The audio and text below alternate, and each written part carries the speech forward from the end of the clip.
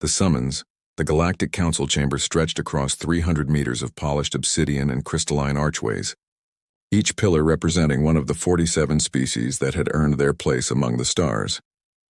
Light filtered through the domed ceiling, casting prismatic patterns across the semicircular assembly floor where representatives sat in tiered rows, their varied forms a testament to evolution's infinite creativity. At the center podium stood Archon Velrus, his scaled silver skin reflecting the chamber's ambient glow. His four eyes scanned the assembly with practiced authority, the kind that came from 5 centuries of diplomatic service. Today those eyes held something uncommon: concern. "This emergency session addresses a matter that can no longer be postponed," Velrus announced, his voice resonating through translation nodes embedded in every seat. "The Earth situation has escalated beyond minor infractions." A holographic display materialized above the podium, showing a blue-green world orbiting a yellow star. Earth, the newest spacefaring species, barely 80 years removed from their first fumbling steps beyond their own moon. In the past decade alone, Velrus continued, humanity has established 42 colonies across 18 star systems. They've built military installations in neutral zones, they've engaged in commerce without proper licensing, they've expanded their reach with neither permission nor oversight.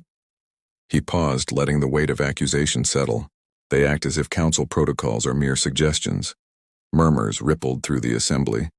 Representative Corvus of the Drenthic Collective raised 3 of his 6 arms. "They're children playing with fusion cores. Dangerous, unpredictable children." "Indeed," agreed Council Member Ciora, her crystalline form chiming softly with each word. "My intelligence networks report human warships in sectors they have no authorization to enter. They refuse to acknowledge territorial boundaries established millennia before their species discovered fire." Velrus nodded gravely. "Which brings us to today's purpose. I propose we summon Earth's representative, not as an equal but as a warning. They must understand their place in the galactic order, or face the consequences of continued defiance." The vote passed quickly. 41 in favor, 6 abstentions, none opposed. Within the hour, the message went out across quantum transmission channels. Earth would send a delegate to answer for humanity's transgressions. 3 days later, the UNAS compass emerged from jump space at the edge of the Zentara system. The vessel was modest by council standards, sleek and utilitarian, bearing none of the ornate decorations favored by older civilizations. It approached the council station with neither hesitation nor haste, its course direct and purposeful. Ambassador Director Sarah Chen stepped from the airlock into the receiving bay with measured confidence. She was tall by human standards, her dark hair pulled back in a practical bun, wearing a simple Navy uniform that bore only 2 insignias, Earth's flag and her rank. In her left hand she carried a single crystalline data module. The council had expected nervousness, perhaps fear. What they received was something else entirely: calm assessment. Velrus greeted her in the antechamber with diplomatic courtesy that barely masked condescension. "Ambassador Chen, how gracious of Earth to accept our invitation." "Director Chen," she corrected gently. "And it wasn't an invitation, Archon Velrus. It was a summons. Let's not pretend otherwise." Several nearby council members exchanged glances. Humans rarely showed such directness in formal settings. The chamber doors opened and Sarah walked to the center of the floor, surrounded by 47 species seated in judgment. Velrus resumed his position at the podium, towering above her by design. "Director Chen, you stand before this council to answer for humanity's actions. Your species has violated 12 categories of interstellar law, ignored 23 formal warnings, and continues to expand as if the galaxy belongs to you alone." Sarah listened without interruption, her expression neutral. "You've established military outposts in contested regions," continued Representative Corvus. "You've armed yourselves with weapons technology beyond your developmental stage. You've recruited allies among fringe worlds, without council approval. Your mining operations disregard environmental protocols," added Ciora. "Your colonization efforts ignore established territorial claims. Your merchants undercut legitimate trade networks." The accusations continued for 20 minutes, each council member adding their grievances to the pile. Through it all, Sarah stood silent, hands clasped behind her back, that data module still clutched in her left hand. Finally, Velrus raised one scaled hand for silence. The Council's position is clear, Director Chen. Earth must submit to our oversight. Your military expansion will be frozen. Your colonies will require individual approval. Your commercial activities will be regulated and licensed. This is not negotiable. The alternative is complete isolation from galactic affairs, severing all diplomatic and trade relationships humanity has cultivated. He leaned forward, 4 eyes fixed on her. Do you understand the terms? Sarah took a single step forward. I understand perfectly, Archon Velrus. You want humanity to slow down, to seek permission, to acknowledge your authority over our destiny. She paused. But before Earth responds to your ultimatum, I have a question. Velrus frowned. This is not a negotiation. When did this council last solve a crisis? Silence crashed through the chamber like a physical force. Excuse me? Velrus's voice carried an edge of warning. Sarah's tone remained level, almost conversational. It's a simple question. When did the Galactic Council last respond to an emergency? When did you last save lives, stop a threat, or act decisively in the face of danger? How dare you? Corvus began. Sarah raised the data module. Because while you've been cataloging our violations, I've been cataloging something else. She activated the device. The chamber exploded with light as holographic displays filled the Kong space above the assembly floor. Images materialized in crystalline clarity. Burning colonies. Distress beacons flashing red. Ships torn apart by weapons fire. Refugee camps sprawling across barren moons. Dates and coordinates appeared beside each scene. Locations scattered across 12 sectors. Timestamps from the past 3 years. Sarah's voice cut through the shocked silence. 217 emergencies. 217 calls for help that went unanswered by this council. She gestured to the images surrounding them. While you debated protocols and argued jurisdictions, people died. She touched the module again and the images shifted. Now they showed human ships, human medical teams, human engineers. The same colonies but saved. The same refugees but fed and sheltered. While you were counting our violations, Sarah said quietly, we were saving lives. The holographic display froze on a final image. A human medic cradling an alien child, both exhausted but alive, backdropped by the smoldering ruins of a colony that shouldn't have survived. Sarah looked up at Velrus, her eyes hard as steel. So before we discuss submission, Archon, perhaps we should discuss accountability. The chamber held its breath. The revelation. The holographic images hung in the air like accusations, casting flickering light across 47 faces that had suddenly lost their certainty. Archon Velrus's scales had darkened to deep bronze, a biological response to stress that he couldn't quite control. This is unauthorized interference, he managed, though his voice had lost its commanding edge. You had no jurisdiction in these sectors. Sarah Chen didn't move from her position at the chamber's center. Jurisdiction. She let the word hang for a moment. Tell that to the 3,000 Vryn colonists who would have starved when their food processors failed. We delivered supplies within 18 hours of their distress call. Your nearest response team was scheduled to arrive in 6 weeks. She touched the data module again. A new series of images materialized. A mining station torn apart by explosions. Human engineers working alongside insectoid beings to restore life support systems. The Cathara Station disaster. 42 species represented among the workers. The explosion occurred in Sector 9, technically neutral territory.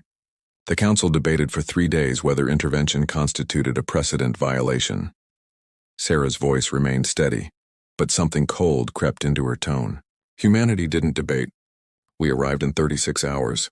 712 lives saved. 0 lost. Representative Corvus shifted in his seat, his 6 arms folding in visible discomfort. We have procedures. People don't die on procedure schedules, Sarah interrupted. They die in real time while committees discuss proper channels. The images shifted again.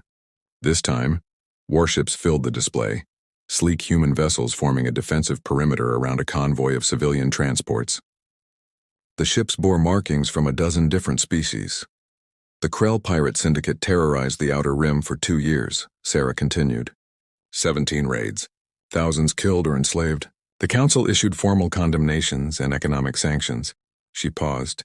Humanity issued an ultimatum, backed it with force, and ended the Krell operation in 4 months. Not a single civilian convoy has been attacked in those sectors since. Council member Ciora's crystalline form pulsed with agitated light. You're admitting to military action without council authorization.